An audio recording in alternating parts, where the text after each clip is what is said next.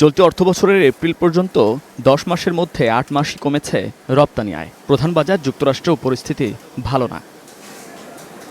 এমন পরিস্থিতিতে সোমবার দুপুরে সচিবালয়ে তৈরি পোশাক খাতের চলমান বিভিন্ন সংকট, সম্ভাবনা ও করণীয় জানতে বিজিএমইএ এবং বিকেএমইএ নেতাদের সঙ্গে বৈঠক করেন প্রধানমন্ত্রী তারেক রহমান।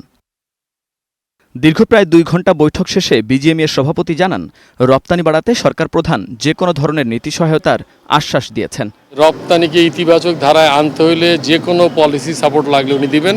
আমাদেরকে সঠিক পলিসিটা তৈরি করার ক্ষেত্রে সরকারকে সহায়তা করতে হবে, কিন্তু সবসময় রেভিনিউ সাপোর্ট দিতে পারবেন না, কারণ এটা তো একটা পুরো সার্বিক দেশের অর্থনৈতিক বিষয়। বিজিএমইএ সভাপতি জানান, ঈদে শ্রমিকদের বেতন বোনাস পরিশোধে কোনো সংকট হবে না।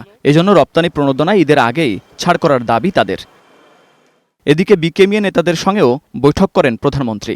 বৈঠক শেষে সংগঠনটির সভাপতি জানান, ব্যাংকের অসহযোগিতার বিষয়ে প্রয়োজনীয় ব্যবস্থা নেওয়ার আশ্বাস দিয়েছেন প্রধানমন্ত্রী। চলমান ফ্যাক্টরিগুলি যে বন্ধ হয়ে যাচ্ছে, এটা কিন্তু ব্যাংকগুলির চরম অসহযোগিতা, তারপরে রং কিছু পলিসি বা পলিসির কোথাও কোথাও কিছু ঘাটতির কারণে অনেকগুলি ফ্যাক্টরি বন্ধ হয়ে গেছে, আরও হচ্ছে।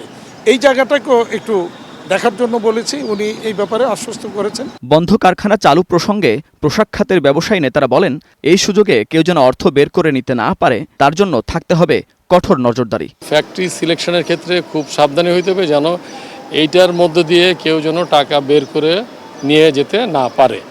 আমরা বরঞ্চ জোর দিয়েছি যেসব ফ্যাক্টরিগুলো এই মুহূর্তে স্ট্রাগল করছে, বন্ধ হওয়ার উপক্রম হয়েছে, তাদেরকে পলিসি সাপোর্ট দিলে তাহলে সেই ফ্যাক্টরিগুলো বন্ধ হবে না। ট্যাক্স বর্তমান যে সিস্টেম আছে এটা সঠিক না, এবং এটা অনেকটা আমি বলবো অনৈতিক, বেআইনি আইন করে রেখেছে সেখানে। কর কাঠামো সহজ করার পাশাপাশি জ্বালানি সরবরাহ বাড়ানো, ঢাকা চট্টগ্রাম এক্সপ্রেসওয়ে চালু ও বন্দর সক্ষমতা বাড়ানোর বিষয়েও বৈঠকে প্রধানমন্ত্রীর কাছে দাবি তুলে ধরেন ব্যবসায়ী নেতারা।